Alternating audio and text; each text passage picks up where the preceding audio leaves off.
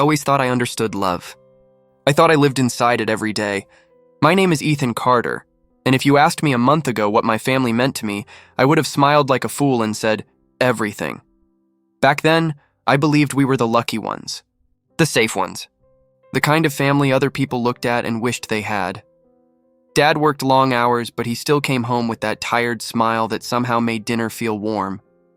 And Olivia, my stepmom, always greeted him with a hug and a soft, happy voice. "You're home," she would say like his return completed her world. "Rough day?" She asked one evening when Dad walked in, loosening his tie. "Kinda hectic," he laughed. "But I made it back to you two." "3," I corrected from the table. "Don't forget Emma," he smiled. 3. My whole world.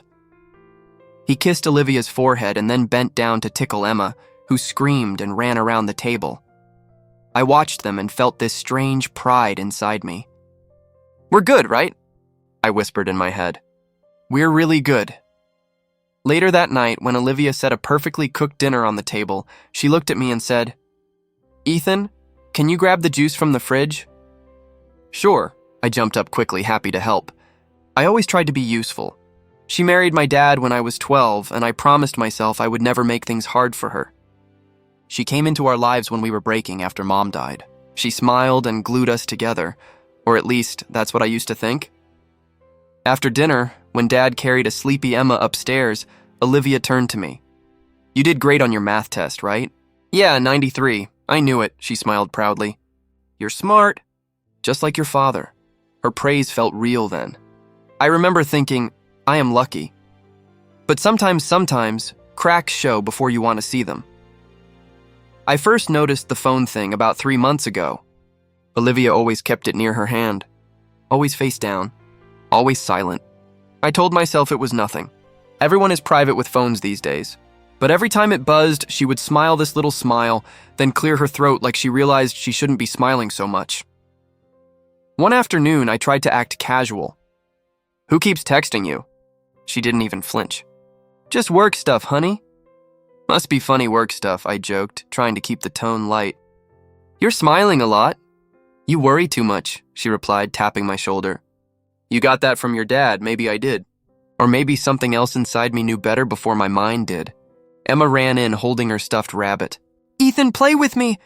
"Later, bug. Homework first. No fair." She pouted. I knelt beside her. "Life isn't fair, kid. But I'll always be here, okay?" She nodded and hugged me tight. Sometimes I felt like half-brother, half-parent. Dad tried his best, but grief leaves dents, and Olivia felt like the answer we needed. So I thought it was my job to protect that answer. That night, everything felt peaceful. Too peaceful. Dad tucked Emma in. Olivia sat with her laptop. I stood by the living room window looking out at the quiet street, thinking about school, life, nothing special. Then I saw the glow from her phone. She wasn't laughing loudly like before. This smile was different, soft, private, intimate.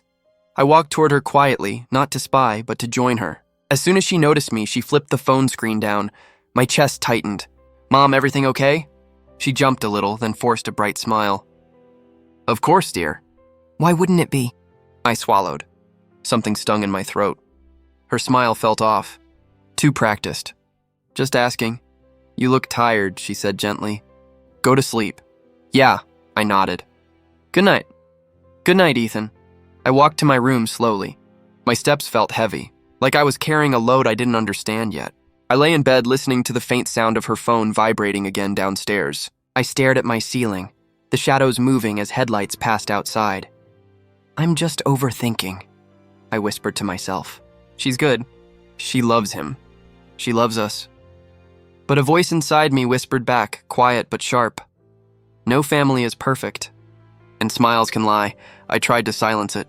I tried to hold on to the picture I believed in. But even in the dark, even before the truth shattered everything, a part of me already knew something was wrong, and perfect things don't hide in the dark. Dad left before sunrise. I stood in the doorway rubbing my eyes while he grabbed his bag. "You sure you'll be okay, champ?" he asked. "I'll manage. Just a cold." I sniffed, forcing a weak smile. He touched my shoulder.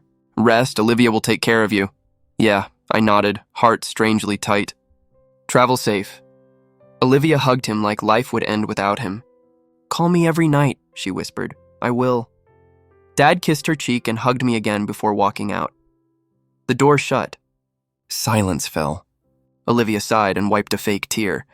Poor man works too hard. You seemed sad, I said, watching her face. I always miss him when he travels. She smiled softly. It looked perfect, too perfect, I coughed. I'm going back to bed. Get rest, she said. I'll shower and make soup. I walked to my room, lay down, and stared at the ceiling. My head hurt more from doubt than the fake sickness I pretended to have. 20 minutes passed. I heard the shower running and then... buzz. Her phone lit up on the kitchen counter. I could see it from the hallway. Another buzz, another. I tried to ignore it. I really did. Don't do this, I whispered. You don't want to see, but my legs moved. My hands shook. I picked up the phone. A message preview glowed. Daniel, I miss you already. My breath froze. Daniel, Dad's best friend. The man who came here laughing, giving me advice, calling me kiddo, hugging my dad like a brother. Another message came. Daniel, last night was perfect. I can still feel you. My mouth went dry. No way. I unlocked the phone with her Face ID, something she once set up in case of emergency. I guess betrayal counts. More messages appeared. Daniel, when will you leave him? He trusts us so much, Olivia. Soon? He's gone a lot. He won't see it coming. I felt like someone punched me in the lungs. I whispered, oh God. No, my heart cracked. Betrayal didn't feel like anger first. It felt like drowning. I scrolled more messages with shaking hands. Daniel, I miss your skin already. Olivia, don't make me blush. You always know what to do to me. My fingers began trembling so hard I almost dropped the phone. Dad's best friend? I whispered. How could you? My stomach twisted. I felt sick for real now. I screenshot everything. 1, 2, 10 screenshots. I emailed them to myself.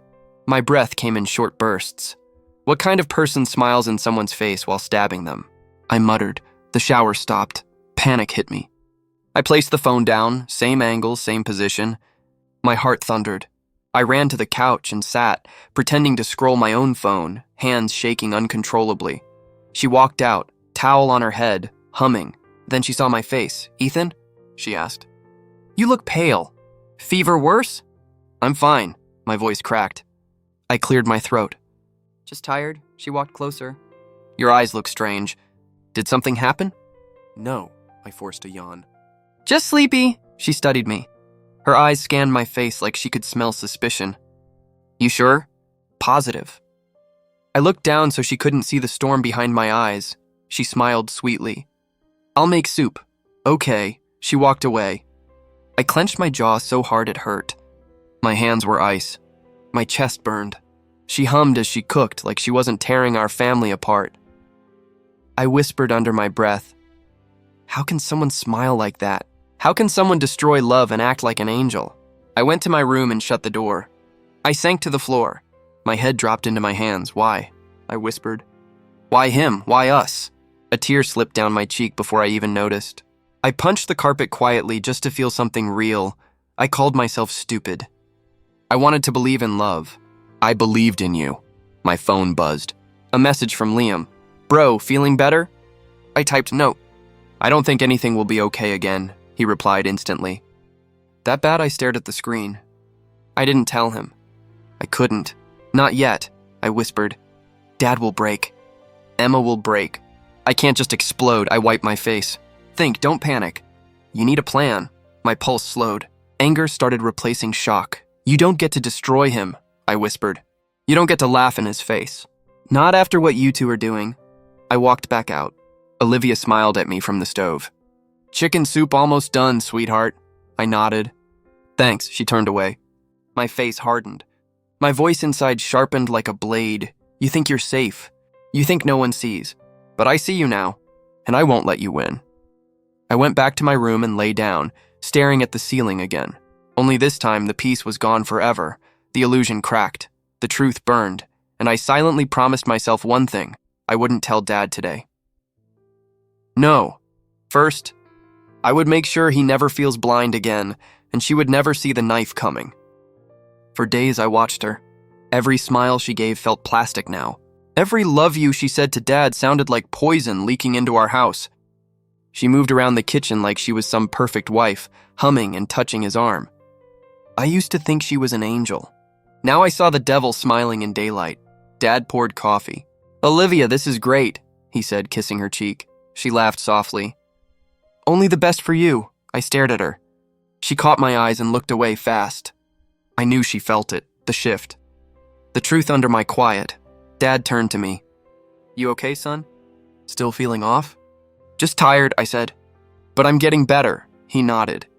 "Good, I hate leaving when you're sick." I forced a smile. "I'll survive." A knock hit the door. My stomach twisted. Olivia flinched. Dad smiled. "Probably Daniel." I asked him to stop by. My jaw clenched. The world suddenly felt too small for both of them. Dad opened the door. "Danny, come in, brother." Daniel stepped inside laughing like a saint. "Missed you, man." He hugged Dad, hugged him like he wasn't sleeping with his wife. I felt rage burn behind my ribs. Daniel turned to me. "Hey, kiddo. Feeling better?" I stared at his hand before shaking it. My grip was stiff. "Working on it." His smile faltered for a second. Guilt flashed in his eyes, fast but real.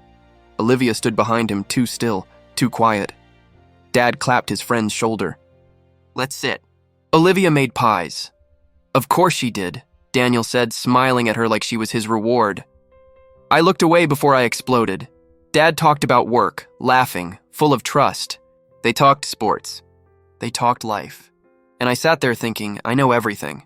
Every touch between them looked dirty now. Every glance felt like a secret. At one point, Daniel said, "Family like this is rare." I nearly choked.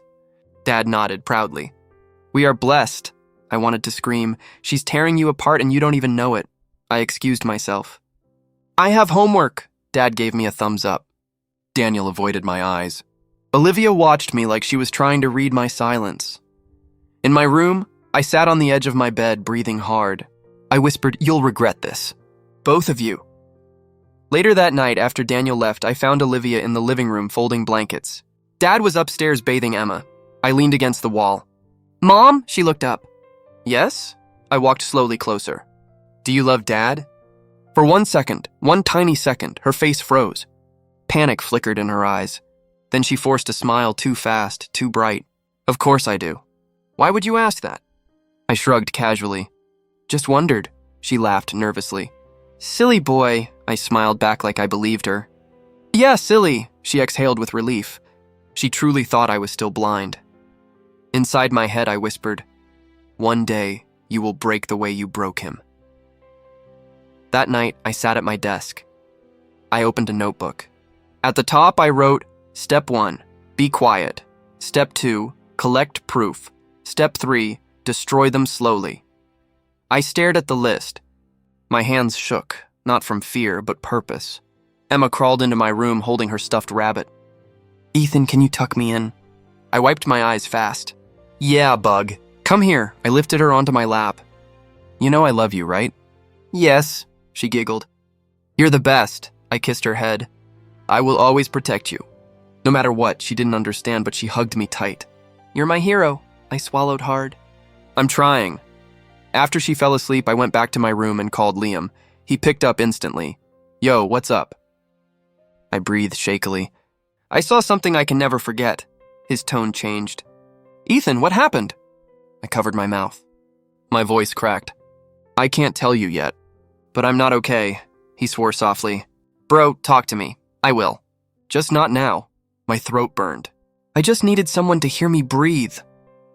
"I'm here," he whispered. "Whatever it is, you're not alone." I wiped tears silently. "Thanks." When I hung up, I lay back, staring at the ceiling again. The house was quiet. Too quiet. Like the calm before a storm, and I was the storm now. For days, I held the screenshots in my pocket like a hot coal.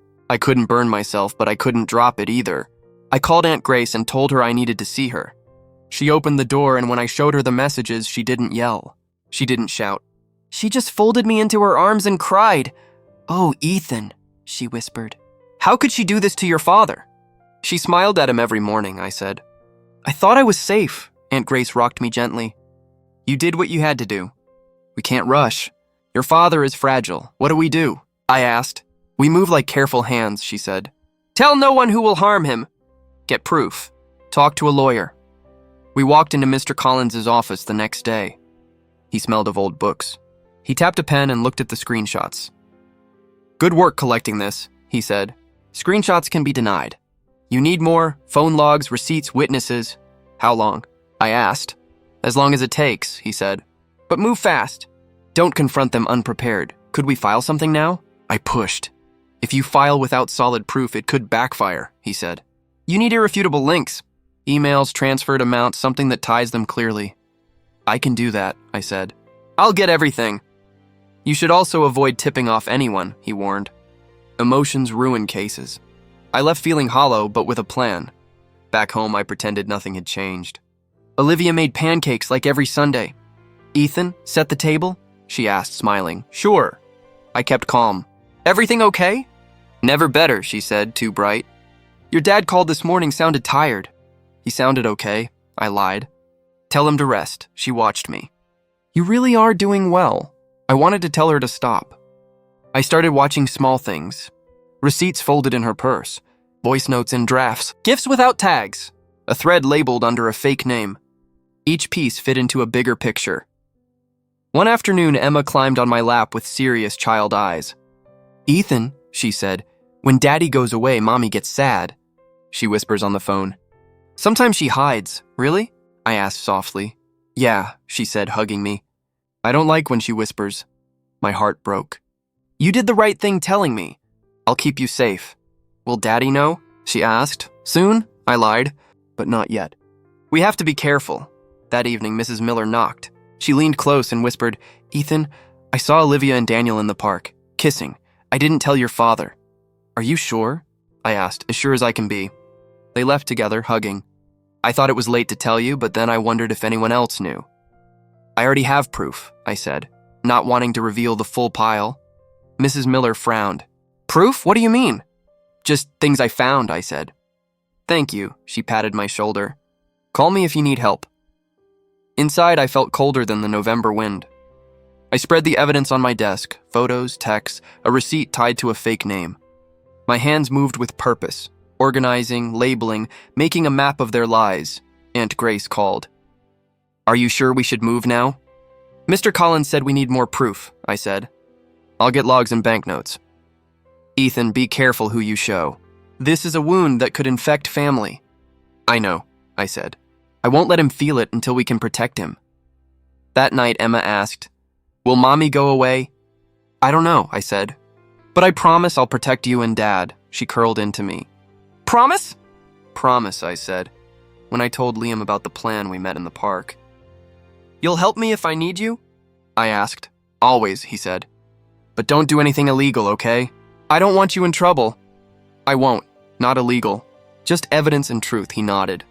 If you need me to watch anything, text. I'll stake out. Thanks, I said. I need someone to be calm with me. As I walked home, the garden still had tulips. The house looked the same. But under that surface, something was shifting. My love hardened into something fierce. I set the evidence back into an envelope and slid it into my backpack. The world felt quiet. Like a held breath, Aunt Grace called again. Ethan, promise me you won't become someone who hurts people. I promise, I said. I want justice, not hate. My voice trembled, but my resolve did not. This was only the beginning, truly. In the empty hallway, I whispered, I will save my dad and make her face everything she did. When Dad walked through the door, I froze. He wasn't supposed to be home yet. His suitcase hit the floor and he yelled, Surprise! My flight got canceled. I thought I'd come home early and shock you all.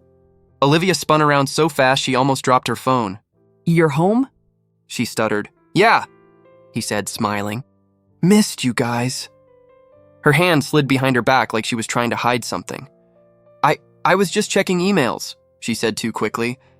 Dad walked forward and hugged her. I missed you.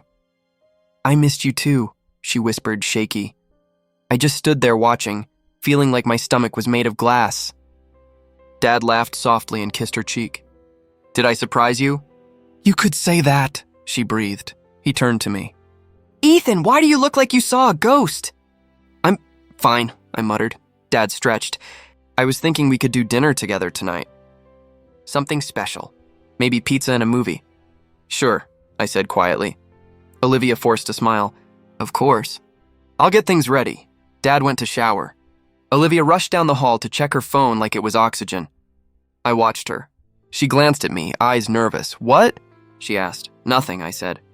Just watching you panic, she blinked. I'm not panicking. You are, I said. Your hands are shaking. She opened her mouth, then closed it. Before she could respond, Dad came back down smiling. Best feeling in the world being home, he said. I swallowed hard. Dad, can I talk to you? Alone? He frowned. Right now? It's important. What's going on? Olivia asked too fast. Not you, I said calmly. Dad, please. He looked between us. All right. Let's go to my office. We walked inside and shut the door. He sat. Okay, what is it? You look pale. I took a breath. You need to listen without getting mad at me. Ethan, you're scaring me. I didn't want to hurt you, I said. I tried to wait until I had everything. What are you talking about? I stared at him. Olivia is cheating. With Daniel. His face changed instantly. Disbelief, offense, fear. Don't play games with me. I wish I was, I whispered. Daniel? He repeated, voice cracking. My friend Daniel? Yes, I've seen the messages. He slammed his fist on the desk. Ethan, stop it. I don't want to hear this. No, he shouted. She wouldn't do that. She loves me. I reached into my pocket with shaking hands and set my phone in front of him. Look, he hesitated, then grabbed it.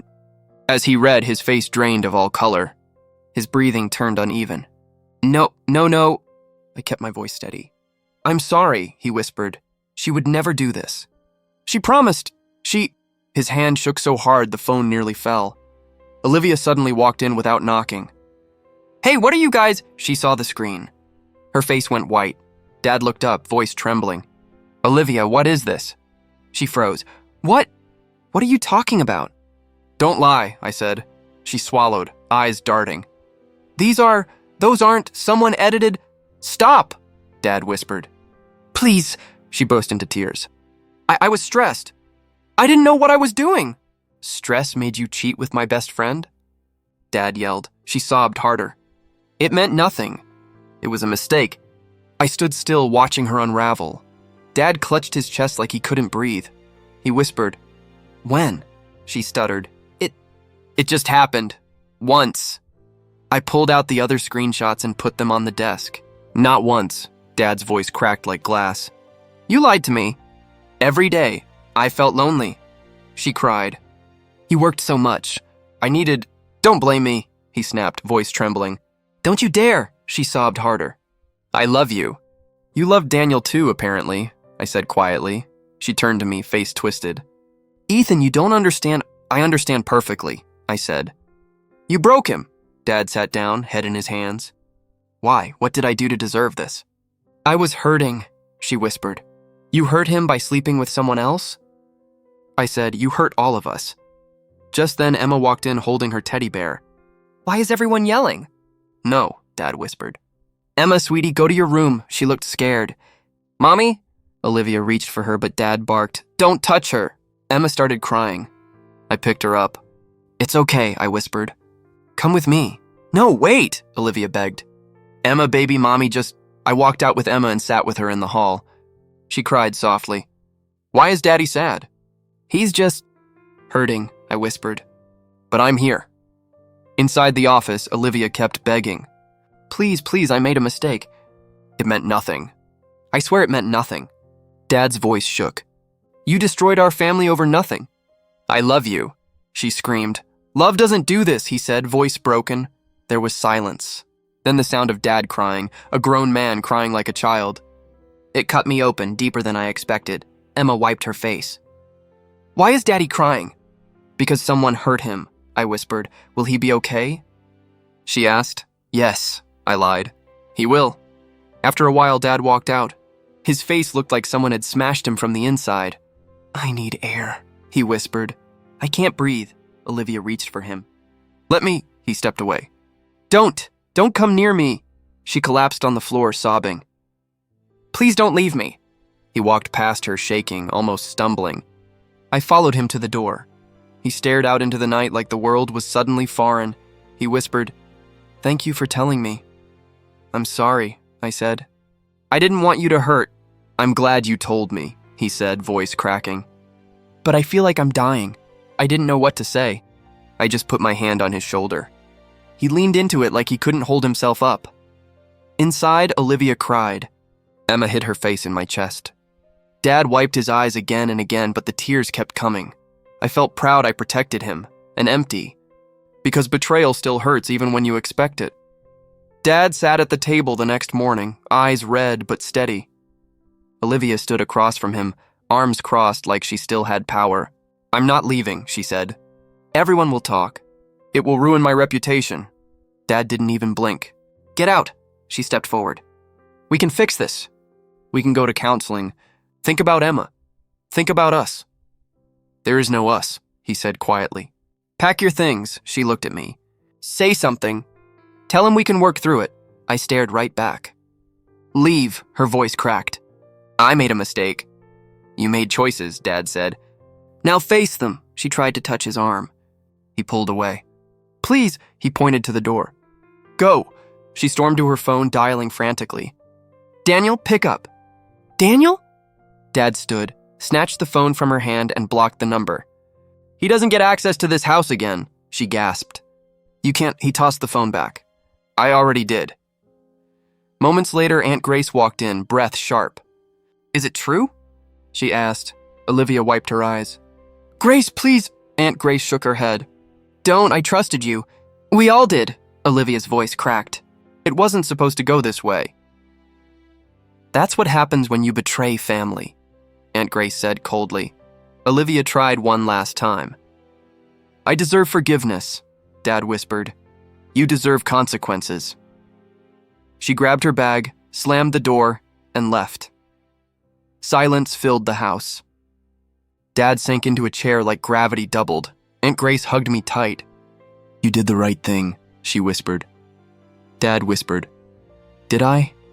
It feels like I cut out a piece of my life." "You cut out poison," I said. He closed his eyes. "It still hurts." By evening, word had spread. Olivia's family called her screaming, blaming her. Daniel texted, then called, then tried to come by until Dad blocked him everywhere. Someone must have told the neighborhood too, because Mrs. Miller stopped by and hugged Dad on the porch. "You didn't deserve this," she said. I overheard someone outside whisper, "Daniel cheated with his best friend's wife?" Disgusting. Good, I thought. Let the world see who they are. Inside, Emma cried, clutching her teddy bear. "Mommy left," she sobbed. "Is she mad?" I sat on the floor beside her bed. "She made a mistake. Daddy and I are here." "You're safe." "I miss her," she whispered. "I know," I said gently. "But we'll be okay. I promise." I spent an hour telling her silly stories until she finally fell asleep.